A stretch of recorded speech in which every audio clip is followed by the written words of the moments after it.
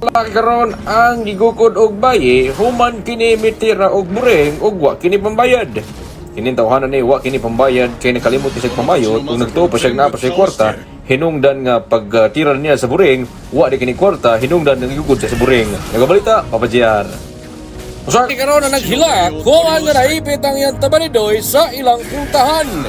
Gitagbo na magkani siya og cute-cute sa punuan sa saging og natagbo na po siya si Palapal sa tabanidoy og nagaunahon na siya nga paipit na lang sa sira ang iyang tabanidoy og mag-cute-cute siya. Apan karon ni kalit man og abot iyang mama, nagtuo iyang mama nga naabril lang pultahan ni nagandar ang aircon, gisirado siyang mama og karon naipit ang iyang tabanidoy, igo na siya sa pagtiaok og nihila kung nasakpan sa siyang mama gipit ang iyang tabanidoy sa sira, igo po siya gibunalan siyang mama. Nakabalita. Karon na nasakpan nga nagdala-dala og hollow block dito sa Raleigh.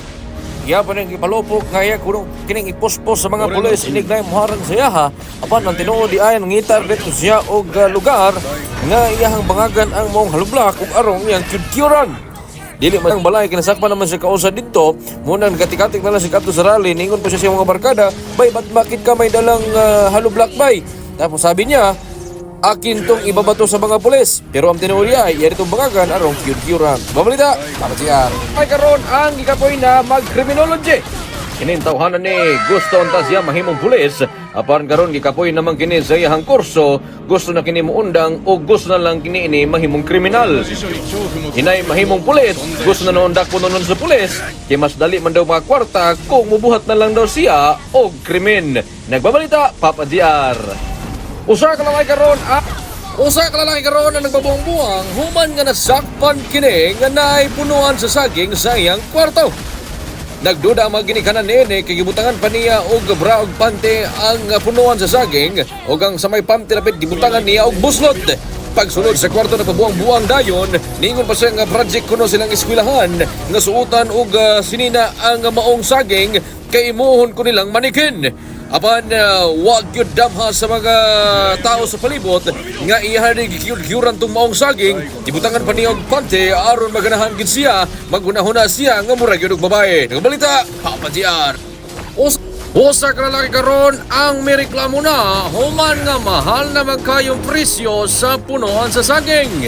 Sa kini kabisaya ug sa una libre lang manguha og mga bani sa saging kay naara na tubo-tubo silang mga kasilinganan apan karon giharvest na silang mga silingan og gibaligya na nila kini. Suya kini kay gusto lang niya nga libre lang unta ang punuan sa saging kay mao na lang unta yang makuha kay uman si kwarta wa pagid siya uyab aron lagot na kayo siya igo na lang gid siya sa pagsuya sa mga Tagalog nga makakawat og mga bronze ug nakauna-huna na pud siya nga mga og bronze aron lang makapalit og punuan sa saging aron bangagan niya og kijud-kijuran. Balita, usa ka lalaki karon ang gikatawan human nga magdakinig punuan sa saging didto sa Manila. Ining bataan ni ihatang ibunal sa mga politiko ang iyahang gidaldala nga punuan sa saging kay naglagot naman siya og gusto siya moapil sa Raleigh. Apan inay nga musuporta sa iya ang mga Tagalog, gikataw-an noon kini kay nagtuo ang mga Tagalog nga iya kining kyud-kyuran og iyang bangagan. Igo na lang kini sa paghila karon og nili na lang silang balay nga minghoy og gitagaan na pud siya og pagpag sa mga Tagalog aron makatilaw po siya pagpag pero gikambyo sa punuan sa saging kaya ang mga Tagalog ang mukyud-kyud atong punuan sa saging. Nagbabalita, Papa GR. Usa ka lalaki karon ang lipay kayo human kini nagakuot sa ilahang tagay kagabi. Kinintawhanan ni patik-atik pa ni siya sabay-sabay o pare-pare sa iyang mga amigo. Himan-himan na dito siyaktong toyo sa iyang mga amigo. O pagkahubog nila sa iyang mga amigo, naghinay-hini nagkamang ang kamot nini sa kamot o sa paas sa iyang mga amigo.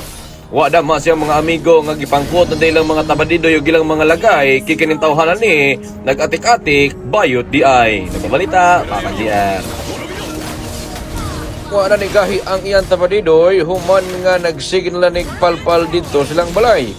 Kining bataan ni itago nito sa pangalang Bitoy ug kining bataan ni wala nila ang gibuhat siyang kinabuhi magsigin na nagpalpal hantod sa mabot sa punto sa iyang kinabuhi ng iyang tabadidoy di na mo gahi kay nagpirmi na lang manigahi. Nagbabalita, Papa GR.